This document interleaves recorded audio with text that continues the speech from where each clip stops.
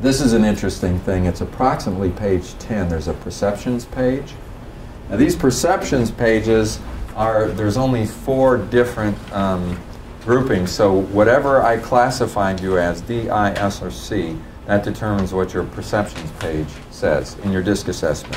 The perceptions page basically gives you a set of adjectives describing you.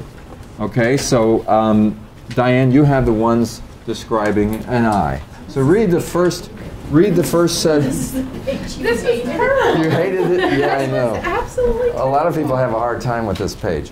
Diane, read the first set of adjectives describing you. Enthusiastic, charming, persuasive, outgoing, inspiring, and optimistic. Well, that sounds pretty good. Would you agree that those are good ways of describing you?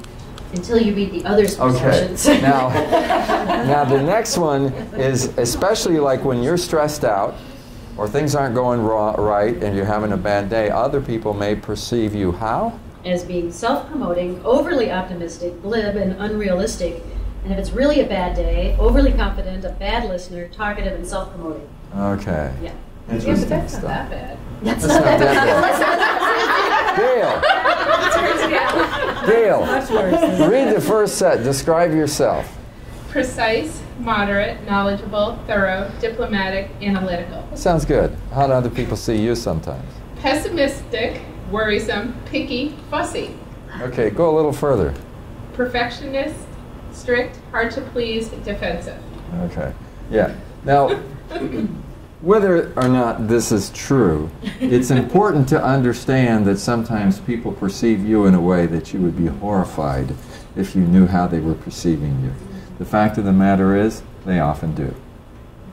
And why would they perceive you that way? Well, one reason they might perceive you that way is because they're the opposite style as you. And on a bad day, that combination of things, especially when you're in a clash, might cause them to perceive you that way. And that's just a fact. How often do you perceive other people in a negative way? It happens. And unfortunately, when you perceive somebody in a negative way, it often determines how you're going to interact towards them. A lot of times, you lose respect for an individual based on how you perceive them.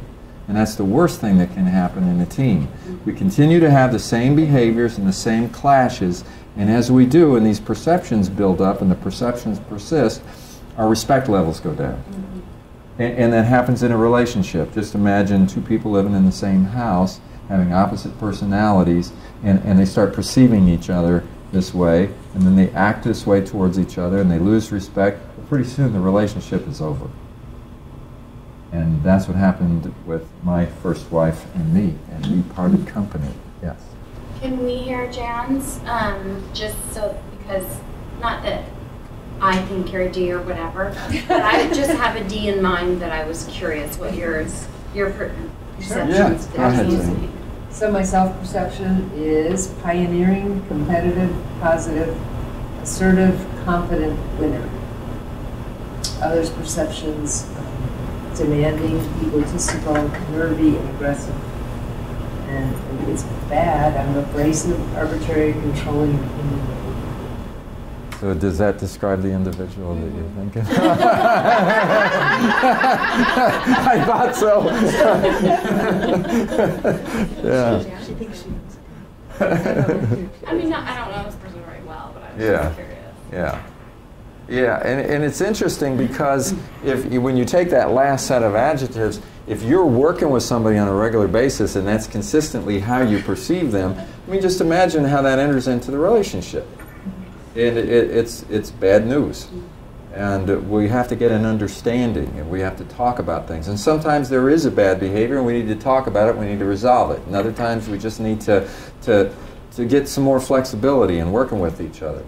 And I have said in many of my classes that the person that you get along with the least is probably the person that has the most that they could teach you, if you could ever forgive them for not being you.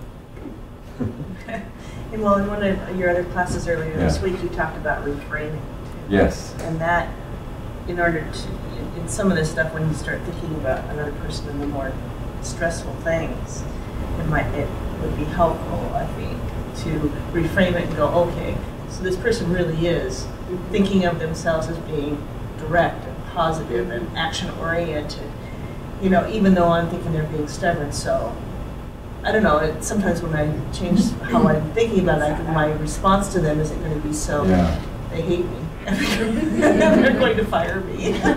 Oh, right. You know? Oh, yeah, you can, that goes through your mind. And then I can maybe get back away from the amygdala back to my frontal cortex. Yes, right, yeah. Work your way back in your brain. And think of something, you know, intelligent to say instead of...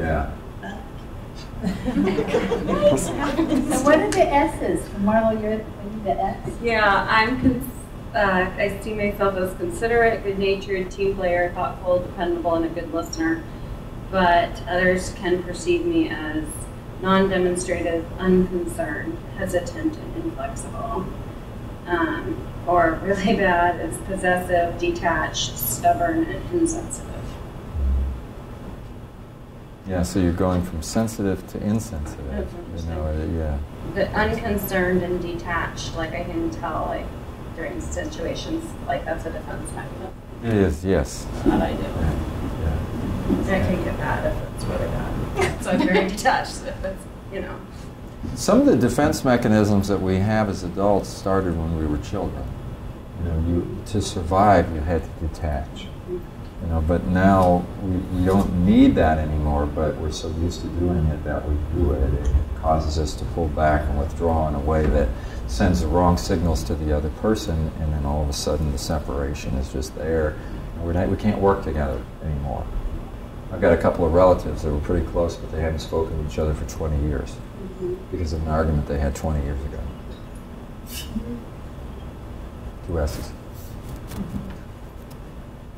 So sometimes when personality clashes run the natural course of things, it gets pretty destructive, and we've got to keep that from happening.